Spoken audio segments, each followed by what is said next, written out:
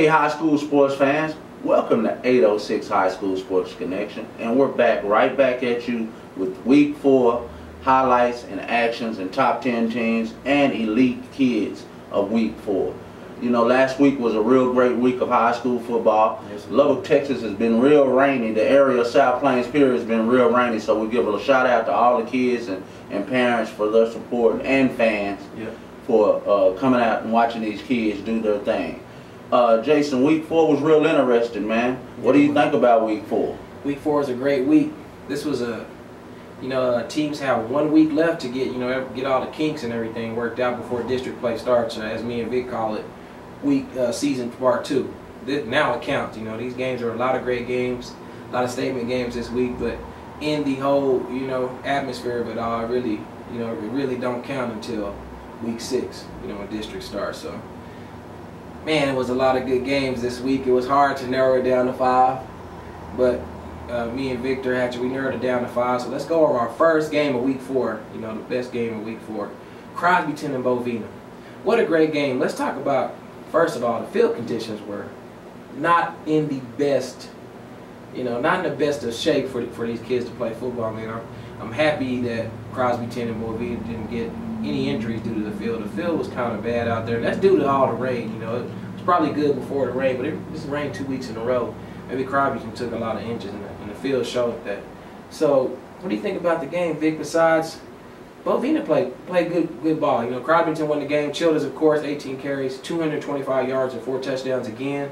How about Tanner Clark for Crosbyton? He stepped up as a quarterback. He had a couple of touchdowns, a lot of tough runs, and he's the leader of that offense. Nathan Childers gets the touchdowns. Tanner Clark gets those inside 5-10-yard runs, those 3-yard third down and 3 runs for the first down. Crosbyton has a complete team. What I liked about Bovina didn't step back. They took a hit there, but they stayed in the game. And it was 59-41, but they made it a close game at the end. Their quarterback did great. Costas. What do you think about that? Man, and like you say, you got to give a shout out to those kids, man, playing in that inclement weather, man. That means a lot. That says a lot about both football teams, both coaches, both programs, and it says a lot about the parents and the support to come out and see those kids in that kind of weather. And so they both battled hard. I think it was a good game, and you wish both of those teams moving forward a lot of good luck, man. Yeah, I think Crosbyton and Bovina both will make the playoffs this year. Exactly. And that was just a good little matchup to see where both teams stood, and it wasn't too much wiggle room there. Crosbyton pulled it out. Great team. Great win for Crosbyton. Bovina will be back and will be heard from. How about Lubbock High Monterey? The battle for the Silver Spurs. Wow. This game was a real interesting game on the docket for Friday night, Plains Capital Park.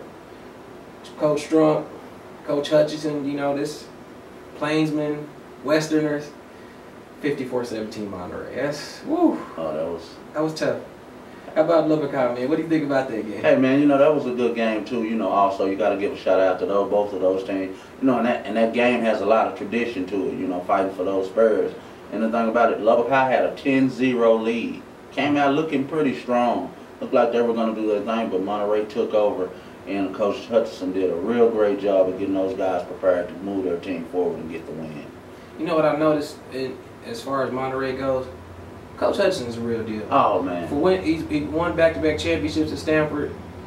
It looks like he's starting to get the old school Monterey back. And if you're from Lubbock, around this area, you know what the old school Monterey means. Yes, sir. Monterey tears people up in district. Yeah. And it looked like they got away from it a couple of years. But Vincent Johnson, with his 17 carries, 148 yards, and 4 6-packs, it looks like Monterey is back on the cusp of being where they used to be. And Lubbock High will be okay too. They had a tough non-district schedule.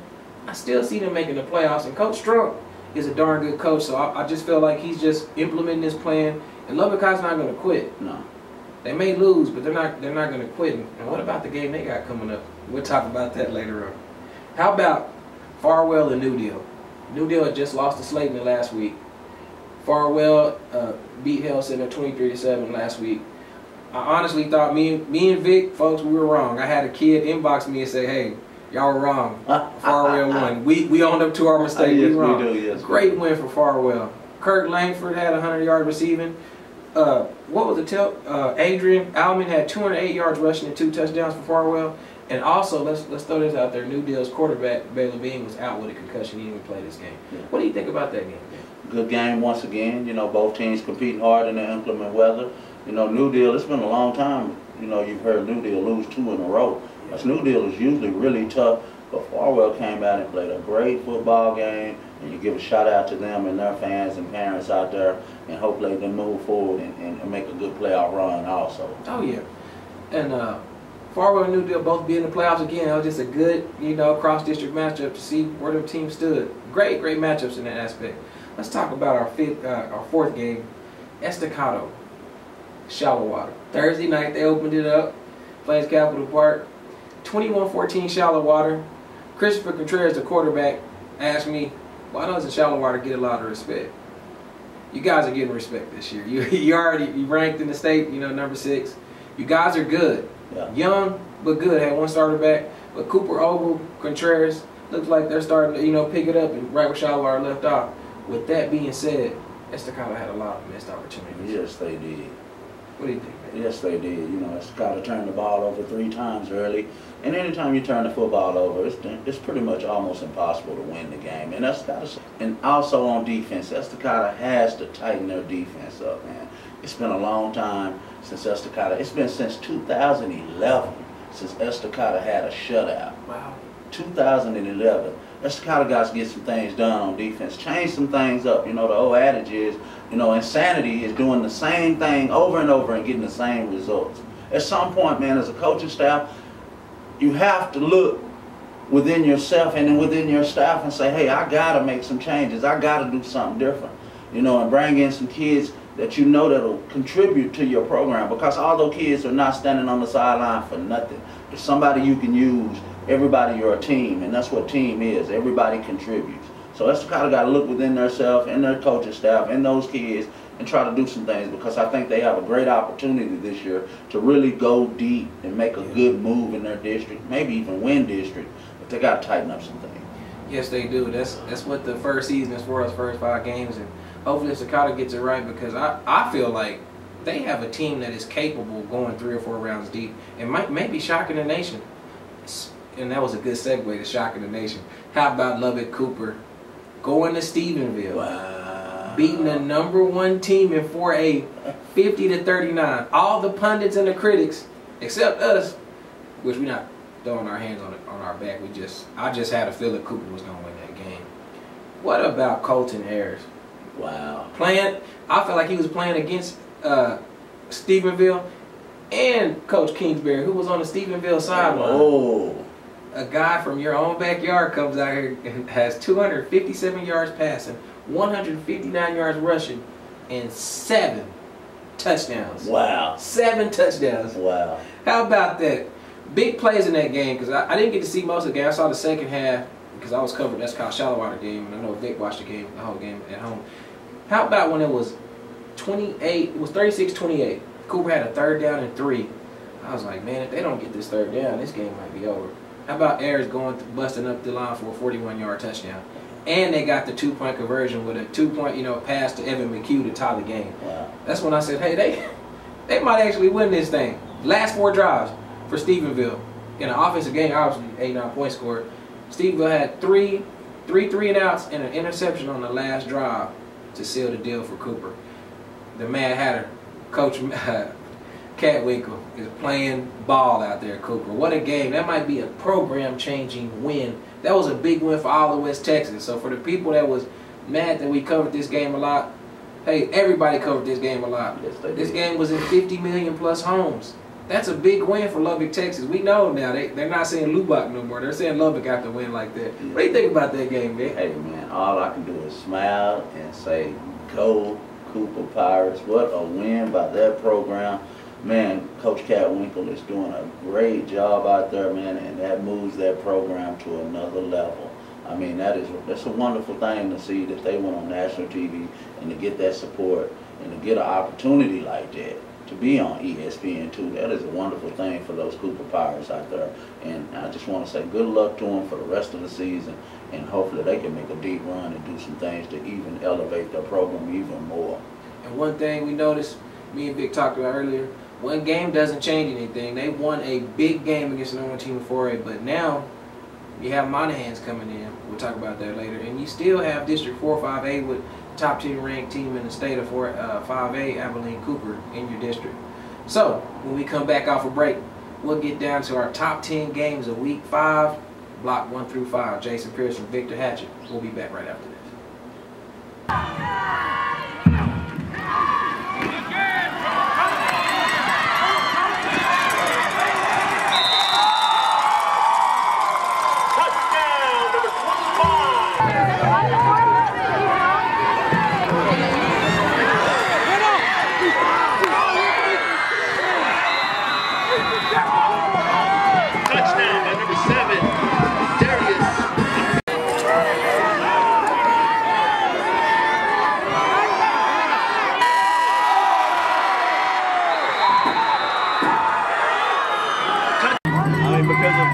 Wet weather.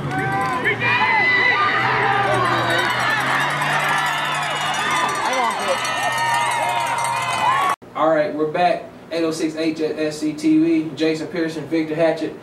Big week in Big 5. This is the last week before district starts, and there are a lot of great games on the docket. So we had to, you know, put it down to 10. I know Sammy Herrera, JJ Herrera's dad for Farwell, talked about them going to Texaco to play the 5-time state champions. That's a great game too. It just didn't make top 10, and not for preference. I just, you know, we picked 10 games, but that's also a great game. And sometimes me and Vic, you know, we pick 10 games just to cut down on time, because if we could, we'd talk an hour and a half up here about every game. Exactly. We love 806 football. Yes, we do. But let's start our top 10 games. Here's the first game: Estacado versus Lubbock High. Wow. Woo! I'm hearing Estacado's going to wear their all-black uniforms. Yes. Blacking out the Plains Capital Park. First time these guys take on each other since 1997. Wow. 17 years. To me, that's a rivalry should have been revisited a long time ago, but due to, you know, the district alignments and things, you can't play a team, you know, 2 classes down from me. So they you know, they're in each other's ballpark now, so they should be playing a lot more frequently. Lubbock High needs this game. This is homecoming.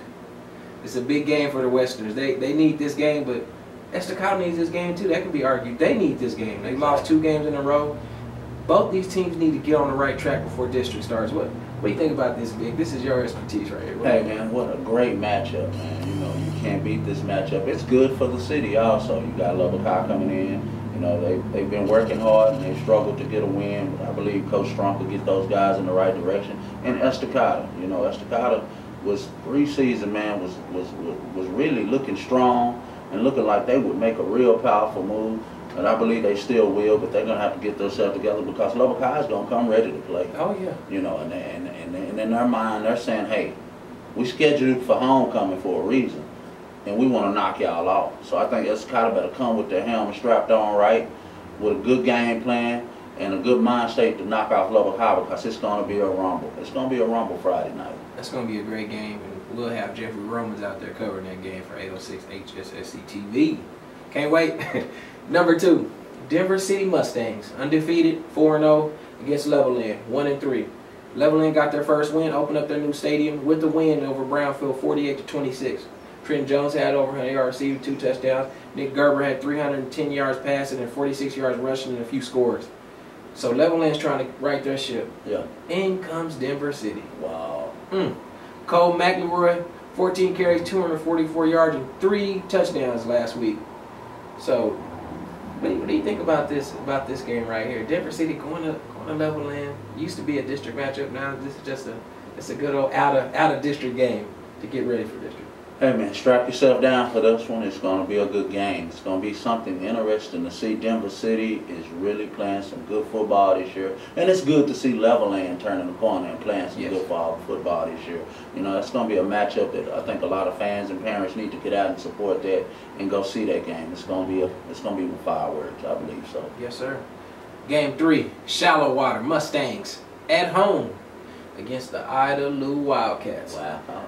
As me and Victor Hatchett predicted, Ida Lou was going to take that loss to Cooper and get together. They have dominated their last 3 opponents. Wow. Beating, as we say, the brakes off of them. They beat the brakes off their last 3 opponents. Ida Lou is ready to go out there. And Shallow Water, Of course, they're 3-0. This is going to be a big test for Shallowater because Otterloo is going to run it down your throat. You know what's coming. They're going to run it down your throat, and they're not going to ask no questions. Exactly. Shallowater likes to run the ball too fast-paced offense, so I feel like this is a a difference of styles, a clashing of styles. Yeah. Fast-paced, spread, run, read option versus that pound you pro style. We coming at you. When you know it, we know it. Stop it. What do you think about that game? Hey man, I lose always tough. Good program. Coaches do a great job in getting those kids prepared each and every week, each season. Yes. And and you got to be proud of Shallowater. Shallowater has one starter return from that last year team who made a real deep run, and they're young, but they're playing good fundamental football, and that's what I love about that team. And they play fundamental football. There's nothing explosive. There's nothing fancy about them. They just come right at you and play football the way it's supposed to be played. So shouts out to Shallowater and Otterloo. It's going to be a good one. Oh, it's going to be a great game. What a game. How about this game? Lubbock Cooper Pirates, fresh off their win, and notice I didn't call it an upset. Fresh off their win over Stephenville, come back home to play Monahans. Is Cooper going to be ready, or are they still going to be celebrating that win against Stephenville? Hey, man, Lubbock Cooper, man, what they did this past week was a big thing for their program. And I know for sure Lubbock Cooper's going to be prepared for Monahans. Monahans better come in with their heads strapped on because Cooper is on fire right now. They've done that. I think they put a light under their fire, man. I mean, it's going to be, Cooper's going to be ready. Monahans a good team. So I'm ready to sit back and watch what's going to happen in that game, too. It's going to be a great competitive game. And as we said on a preview show when you and Nick James sitting up here, Lubbock Cooper has the toughest non-district schedule in West Texas, maybe in Texas. Yes, they and it looks like it's starting to pay off now. Yes, it does. Nobody circled that Stephenville game as a win. Nobody did. I thought they were going to win, or at least keep it respectable. How about Seminole going to Littlefield? Seminole, they alternated losses and wins the last 4 games. Littlefield is 1-3. Littlefield, you can't call it. There's no such thing as a we need this win bad type of game rah-rah because district's not here. Yeah. District's a whole nother animal. Yeah. But this will be a good game to see if Littlefield can turn around. DeMondrick Moore, Coach Huseman will have them ready to play. Yes, he will. Seminole looks like they're turning the corner with the old ball coach Ken Jackson. Yes, sir. What do you think about this game right here? Hey man, another good matchup. And Seminole. I'm proud to see Coach Ken Jackson having some success down there. It looked like he's moving that program forward in the direction that he wanted to go. And and the one thing about Littlefield is always tough. Oh. Starting a little slow this year, but their tradition and the way they play football, good sound football, Littlefield will make a comeback and make a good run this season also. And Littlefield will be in the playoffs. That's why we don't really harp too much on wins and losses in the top 5 weeks when we go over stuff, because in all honesty, when district starts, you throw those games out the window. You use those games to get better and better fundamentally prepared, and hopefully it pays off in district, because if you don't convert there, that's when you go home. Yes, sir. So when we come back on the next block, we'll go through games 6 through 10. Victor Hatchett, Jason Pearson, 806 Hssc TV. We'll be right back.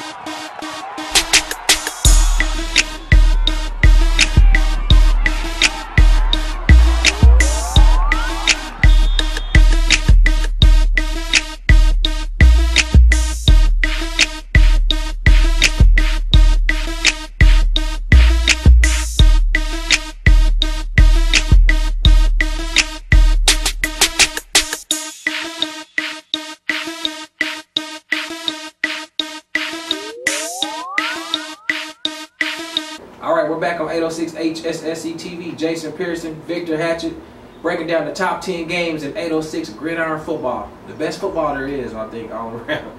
Let's talk about the 6th game, Abernathy, Childress. Abernathy's on fire right now. Coach Daly has them playing that good special ball. And really, you can't predict Abernathy no more. They're not running the ball a lot. They run, pass, a lot of read option. Gary will hit you deep real quick. Yeah. And if you, or if you don't respect his run, he'll take it to the house. Nick Clarkson's playing great, explosive ball right now for the Antelopes. We saw that in 2-a-days that they had something special. That defense, Ryan Solis, defensive end, is playing great. Yeah. And Childress is playing great. You know, they start off the season with probably the biggest upset, which we now see wasn't an upset, but they knocked out Wellington the first game of the season, beat Lemise 35-12. They also lost to Canadian last week, 41-14, which is nothing to be, you know, shake your head about, because Canadian's the 2nd best team in the state right now. Exactly. Very dangerous team, Canadian. So, will Childress give Abernathy a test when they go out there and visit them? Hey, man, you know, during Friday, if you made this block of games, this top 10, man, you know, you just don't know what can happen. You know, you let the chips fall where they may. I'm pretty sure Childress is ready. Abernathy's ready. It's going to be a good Friday night. Fans, parents, get out and go see that one. Continue to say that throughout the block. Support these kids in these programs because they work hard to try to put some good product out on the field. Coaches and kids. Yeah. So go out and support that game because it's going to be something to watch. Oh, yeah. Let's talk about the 7th game, Slayton versus Post. You got Slayton, lost their first 2 games, 64-10 to Snyder. They lost to Floyd Day 33-6. You thought they were done. But Coach Terry has turned that program around. 2 straight wins, beat Olton. They also beat New Deal. So now being 2-2, Post is 2-2. They alternate the losses and wins. So if you go off the alternation thing, Post should lose this game. But I don't know. I can't call that game. It's going to be a great game in Slayton. Yes, what do you think about this game here? Hey, man, you know that right there is going to be a good game because that's an old rivalry that goes back far, man. And there's a lot of fans, a lot of parents that are involved in that rivalry. They played and went to school at both of those schools. So it's going to be a good game to watch, man. I would love to go sit and watch that traditional rivalry game right there. That's going to be a great game Yes, this week. And a good test to see where both teams are heading into district play. How about Sundown? Going to New Deal. Not in district, but still a big rivalry. The last 3 years they played the last game of the season, and that decided who won the district. Exactly. And now they'll play out of district. This is going to be a great game here. New Deal needs this game, lost 2 in a row. But still, you know, Demetrius Jackson, Baylor Bean should be back from the concussion. They need this game. Coach Matt Hill, New Deal, they need this game. Yeah. Sundown, they also need it. They got beat the last 2 games. They got beat 41-15 by Abernathy and got beat 30-46 by Panhandle. So what do you say about this game? Both teams coming off of back-to-back losses. Yeah, you know, that's going to be a good one too. And like I said, in this block, this is a good game. You know, both teams are reeling right now. But I know, I got confidence in both coaching staff and both programs that, hey, they're going to get themselves together and move forward and make a good game out of it. And I wish both of those teams luck moving forward for the rest of the season. Me too. Coach Steve Smith out there at Sundown, coming from Post. You know he's going to have Sundown ready. And Matt Hill taking over in his first year for New Deal. Both of them teams will be heard from late in the playoffs. So how about Cap Rock getting a visit from Monterey? Monterey has turned it around. 2-2. Looks like Monterey is starting to figure out what Coach Hutchinson is teaching them out there, and they're starting to play ball. Vincent Johnson's starting to get that rock and starting to do what he does every year. That's get a lot of touchdowns. Yes, so Cap Rock, you know, they beat us to Colorado 40-34 last week, and then they turn around and lose to Plainview. I don't know how to predict Cap Rock. I know they got Vic Rodriguez, Jordan Atkinson. You know what they get. You know, it's a home game. They get a big test from Monterey. What do you see on this game? Hey, man, another good matchup. You know, first of all, I want to give a shout out to Plainview for getting their first win last week. Good job, Plainview. Kind of on the schnob a little bit, but they came off schnob and beat Cap Rock and played a great game. Yes, they did. But this game here, man, you know, Monterey, Coach Hutchinson is doing a wonderful job with those kids, and man, he's showing what kind of coach he is. Man, he's got that program really doing well, and you wish them well for the rest of the season. And also with Cap Rock, you know, you hope that, you know, everybody stay healthy and they can move forward and continue to do well also. Oh yeah, and the last game on the block, Lubbock Coronado, Odessa Permian. Reason I picked this game, I know Coronado's having some hard times, and that's obvious when you get beat 60-7 by Canyon Randall. Brett Tapp had an all-star performance for Randall. Randall is the real deal. We'll get to them later. Odessa Permian's 4-0, folks. It looks like the mojo's back in Odessa. Yes, it does. Yes, and it started off as me and Vic stated in their first week when they went down to the Alamo Dome and beat McAllen. Yeah. I said, hey, Permian might be back, and they showed some signs of that when they scrimmage friendship. Yeah. They play ball. Yes, they do. I'm rooting for Coronado, of course. I'm rooting for 806. So I hope they do well. I don't know the quarterback situation. I really don't have a handle of what's going on in Coronado. I know when you get beat 60-7, it's some red flags coming up. Exactly. But they still have time to get it right. Yes, they do. Set Parr, this is his first year, and I know he's not going to quit. I know Coronado not going to quit. Those Mustangs, I'm an alumni for Coronado, and I hope you guys get it together. What do you think about that game? Hey, good matchup. You know, like you said, Permian's playing some great football. Look like they, hey man, the mojo, like you said, is back. And you know, you wish well for Coronado and Seth Parr. This being his first year over at Coronado, there's some things he got to figure out, some things he got to get in his system over to the kids, and he'll relay that. He's a great coach, and I think he'll bounce Coronado back to where they need to be. Hey guys, don't give up. Just keep playing hard, keep working hard in practice, and move forward. It'll work out for you. And on behalf of 806 Hssc, Jason Pearson, Victor Hatchett, Brandon Sherlin, we know you're going through a lot out there, man. We wish the best for you, man. Prayers for you and your teammates. When we come back on our last block, the Elite 8 players in the 806, it was about 100. We just had to narrow it down to 8. Yeah. We'll be right back after this.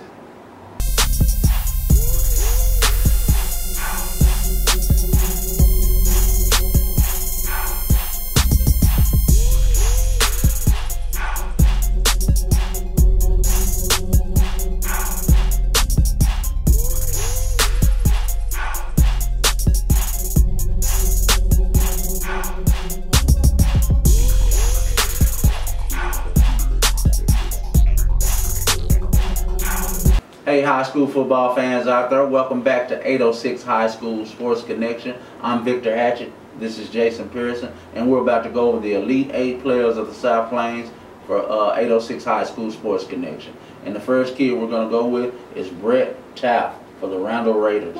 He was 7-9 passing, 203 yards and 2 touchdowns, 136 yards rushing, and 3 touchdowns. What a game that kid had with the win over Coronado Mustangs. Yeah, how about Colton Ayers on ESPN2? Everybody got to see his all-star performance. 257 yards passing, 159 yards rushing, and 7 touchdowns. Wow. Whew. And third player of the week is David Smith, the tailback for the Estacado Matadors. He had 18 carries, 135 yards, and 2 touchdowns, and 1 touchdown for reception for 79 yards. Good job, David Smith. Keep working hard. Oh, yeah. How about Crosbyton Nathan Childers? We're starting to see his name a lot on this list. 18 carries, 225 yards, and 4 touchdowns. That makes 1,010 yards this year and 15 six-packs already. Wow. In 4 games. That a way to go, Nathan Childers. And the number 5 player is tailback Vincent Johnson from Monterey High School. This kid here is working hard and continuing to move forward.